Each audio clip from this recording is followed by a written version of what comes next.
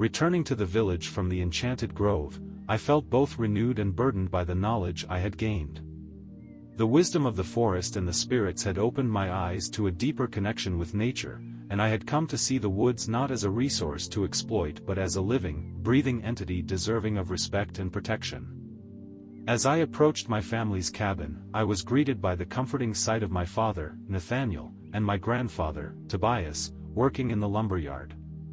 The rhythmic thud of axes and the sharp crack of felled trees filled the air, but my newfound understanding had shifted something within me, and I couldn't help but view their actions with a sense of unease.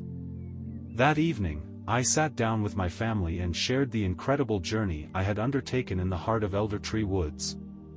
I spoke of the guardian, the mystical spirits, and the enchanted grove. My family listened in awe, their expressions a mix of wonder and skepticism. Tobias spoke first, his voice gruff but thoughtful. "It's a fine tale, Liam, but what does it mean for our family and the lumber business?" I hesitated, knowing that my revelations might challenge the very foundation of our family's legacy. "I believe it means we must find a way to coexist with the forest, to harvest its resources responsibly and sustainably, without causing harm to the very thing that has sustained us for generations." Nathaniel, my father, regarded me with a furrowed brow.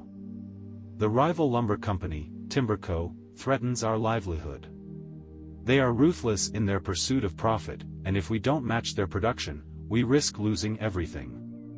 I understood the gravity of the situation. Timberco had been steadily encroaching on our territory, clear-cutting vast swathes of the forest and leaving barren scars in their wake. Their actions not only threatened the livelihood of our family but also the delicate balance of the forest ecosystem.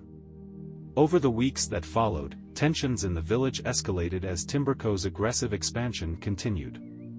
The forest, once teeming with life, began to show signs of distress. Wildlife dwindled, and the ancient trees, some of which had witnessed centuries, were being felled indiscriminately. I knew I couldn't stand by and watch the forest I had come to love be exploited and destroyed. I decided to take action, to find a way to protect both the forest and our family's legacy. But I also knew it wouldn't be easy. I reached out to old Jonas, who had become a trusted friend and mentor.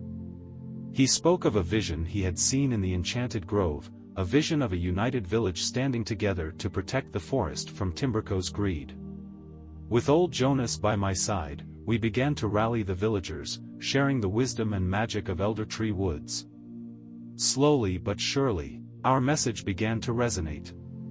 The village, once divided by the lure of profit, started to recognize the importance of preserving the forest that had been their home for generations.